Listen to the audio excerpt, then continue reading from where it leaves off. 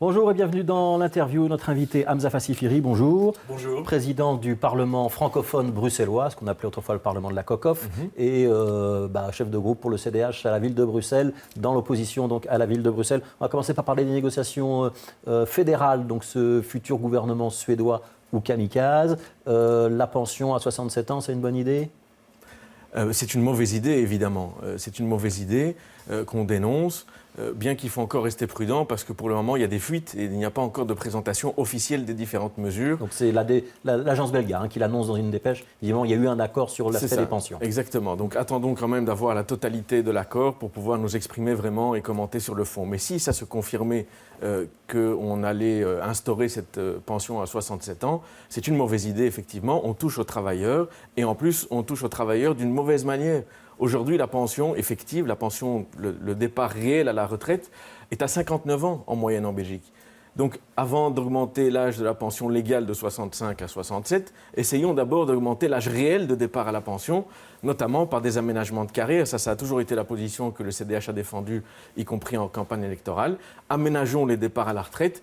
Imaginons des possibilités, par exemple, pour des travailleurs, une institutrice, un prof qui a difficile à 60 ans avec des classes parfois turbulentes, d'avoir du tutorat, d'avoir un étalement du temps de travail. Là, il y aura une dérogation visiblement pour les métiers pénibles. 67 ans, donc vous êtes contre. Pourtant, il y avait eu un rapport, donc une commission présidée notamment par Frank Vandenbroek, qui préconisait quand même un allongement de la carrière. Ce n'était pas dans le rapport, par contre. C'est quelque chose qui avait été soumis comme piste alternative en plus du rapport.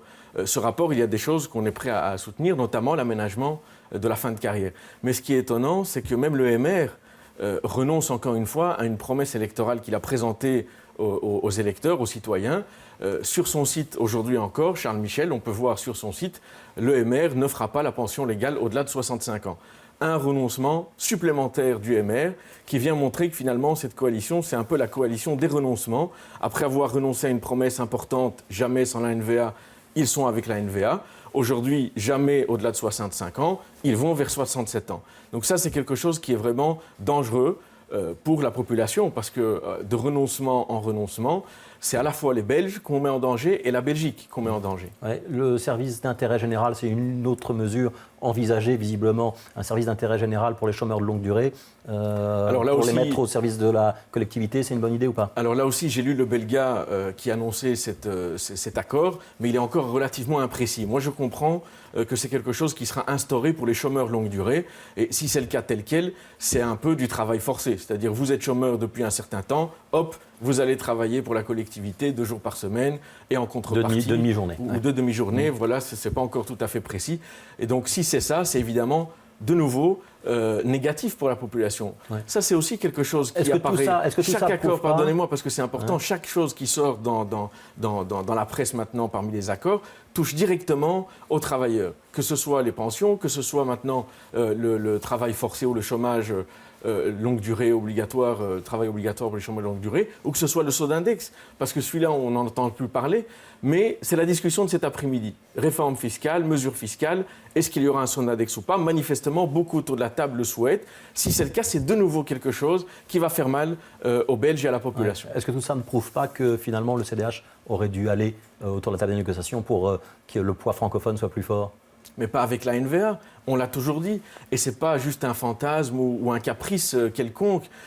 Pourquoi nous n'avons pas suivi la proposition d'aller avec la NVA?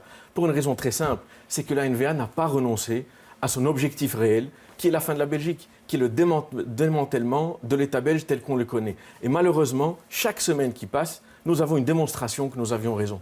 La dernière information, c'est celle d'hier. Oui, donc c'est l'article 195. Exactement. Qui serait de nouveau plus ou moins débattu, même si certains négociateurs demandent que ce soit sur la table.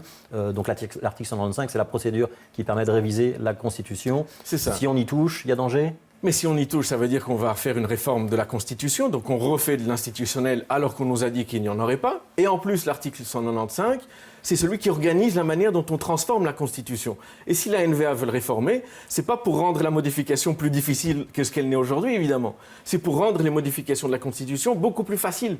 Et donc, non seulement ils font de l'institutionnel, mais ils veulent en faire encore et encore et encore davantage. Et évidemment, c'est non. Et ça justifie a posteriori la raison pour laquelle nous avons refusé d'aller dans ce jeu de dupes. Dites-moi, vous n'êtes pas prêt de vous réconcilier avec Charles Michel et le mouvement réformateur? Mais ce n'est pas une question de personne, honnêtement. C'est une question de choix, de projet collectif. Et malheureusement, allez, même si le 195 n'est pas sur la table, l'institutionnel revient par la porte, par la fenêtre, par le toit, par je ne sais où. Les soins de santé, nous n'en avons pas encore entendu parler. Qu'est-ce qu'ils vont décider pour les soins de santé? Eh bien, en fonction de ce qu'ils vont décider, peut-être qu'il y aura aussi de l'institutionnel, quelque chose qui va désavantager les francophones. Et ça, évidemment, on sera vigilant. Ouais. Vous êtes président du Parlement francophone bruxellois, le Parlement de la COCOF.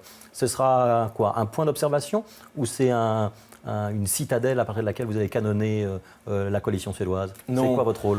Non, je ne suis vraiment pas dans cet état d'esprit. Moi, je crois vraiment à la loyauté fédérale et donc la vigilance, ça ne veut pas dire... Vous n'allez pas vous servir de votre poste pour défendre les francophones de Bruxelles ou attaquer la suédoise? Il y a une différence entre défendre et canonner. Ouais. Donc, on veut jouer le jeu de la loyauté fédérale. Nous sommes dans un État fédéral qu'on espère mûr. En tout cas, on fait tout pour qu'il soit mûr progressivement. Et donc, on veut faire tourner cette Belgique nouvelle. Et la loyauté fédérale, c'est ce qui permet de le faire tourner. On a quand même le sentiment, si on constate qu'on va avoir l'État fédéral d'un côté et les entités fédérées de l'autre, on sera vigilant, on sera en première ligne. D'ailleurs, le Parlement francophone a déjà joué son rôle là-dedans. Nous avons déjà joué notre rôle de défense en actionnant le conflit d'intérêts, la procédure du conflit d'intérêts. On est prêt évidemment à la recommencer. Il y a un certain nombre d'instruments qui existent. Recours devant la Cour constitutionnelle, conflit d'intérêts, sonnette d'alarme, qu'on va évidemment actionner. Vous avez des outils à votre disposition. Bien sûr, chaque fois que les intérêts des francophones seront mis à mal par cette coalition. Ouais, une toute petite parenthèse, on vient de citer 2-3 fois le nom de la COCOF. Fadi El Hanan a raison de dire qu'il faut changer le nom? Eh bien, comme je l'avais déjà dit, nous avons changé le nom du Parlement, qui est le Parlement francophone bruxellois. Je pense que c'est utile d'être clair vis-à-vis de Alors, on va l'appeler comment, la COCOF? Service public bruxellois? Le gouvernement francophone bruxellois, pour moi, c'est ce qui fait sens le plus naturellement. Maintenant, ce n'est pas le plus important entre nous. Alors, on va parler de Bruxelles. Conseil communal hier, on a beaucoup parlé du grand stade. Donc, 725 000 € pour des études, c'est disproportionné ou c'est normal? Ben, c'est ni l'un ni l'autre. C'est quelque chose qui n'était pas prévu. On nous avait dit que ce stade se ferait uniquement sur fonds privés. Ça a été d'ailleurs mis noir sur blanc dans l'accord de majorité régionale.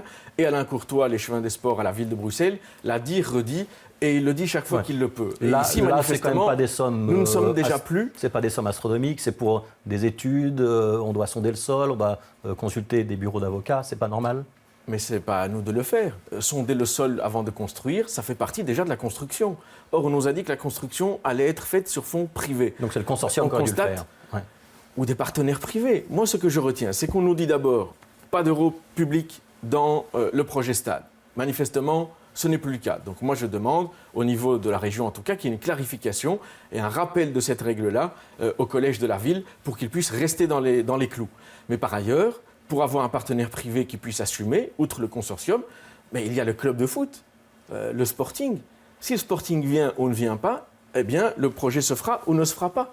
Donc je pense que c'est aussi le moment pour le Sporting, un moment d'abattre les cartes et de se prononcer pour dire oui, je viens ou non, je ne viens pas, et qu'on sache une fois pour toutes la viabilité financière autour de ce stade. Parce que continuer à dire ça ne coûtera rien, et puis tout d'un coup on voit que ça coûte quand même, qu'on va avoir maintenant l'accord de la Fédération européenne pour quand même accueillir l'un ou l'autre match, le risque c'est qu'à un moment on nous dise les gars, on est pieds au mur, on a les matchs qui vont quand même s'organiser à Bruxelles, on doit tenir notre rang, le privé n'est pas là, eh ben, tant pis, on va mettre l'argent public, c'est pas grave. Vous avez le sentiment que c'est ça qui se prépare? C'est un risque, et donc il faut que chacun assume ses responsabilités. Le club qui doit dire oui ou non, je viens, la ville qui doit rester dans les clous, et le gouvernement qui doit rappeler les règles à la ville. Ouais.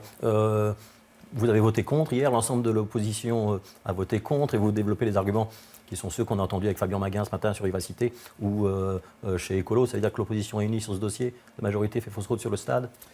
En tout cas, investir des moyens publics quand on a dit qu'il n'y en aurait pas, oui, c'est quelque chose qu'on ne peut pas soutenir, et donc c'est pour ça qu'on a voté contre. Vous avez des relais à la région, parce que vous faites partie de la majorité à la région. Il y aura des interpellations au gouvernement. Ça veut dire qu'on pourrait bloquer le dossier à la région éventuellement? Mais on n'est pas dans une question de bloquer ou pas, hein. Il y a un calendrier qui est en cours. Par contre, il faut rappeler les règles à la ville. Il ne faut pas qu'elle investisse quand elle dit qu'elle n'investit pas, ça c'est de 1. Et de 2, il faut maintenant mouiller les partenaires privés, parce que c'est eux qui sont censés porter le projet. Alors, Grand Boulevard, il y a eu une expérience ce week-end. On a fermé la circulation, c'est une expérience réussie ou pas? Ben, si on se fie aux avis des habitants, et on a souvent intérêt à le faire, ce n'était pas une grande réussite. Nuit Blanche, c'est un bel événement qui a bien fonctionné, le marathon a bien fonctionné, les événements eux-mêmes ont bien fonctionné. Par contre, l'environnement autour, ça c'était catastrophique. La fermeture des axes, la fermeture de la place a fait en fait dévier toute la circulation autour, c'était invivable, il n'y avait plus moyen de circuler, de bouger. En week-end où les gens ont un certain nombre d'activités, c'était très difficile pour les riverains.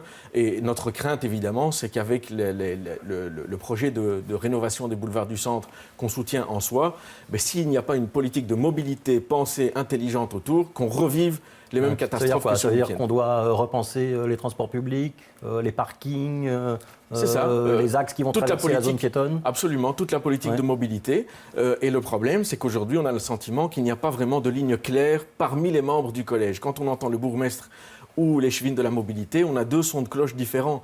Il y en a une, l'échevine de la mobilité, qui dit que toutes les options ont déjà été réglées début 2014 et que donc il y aura bien traversé des boulevards de part et d'autre via un certain nombre d'axes. 3 rues, théoriquement, oui.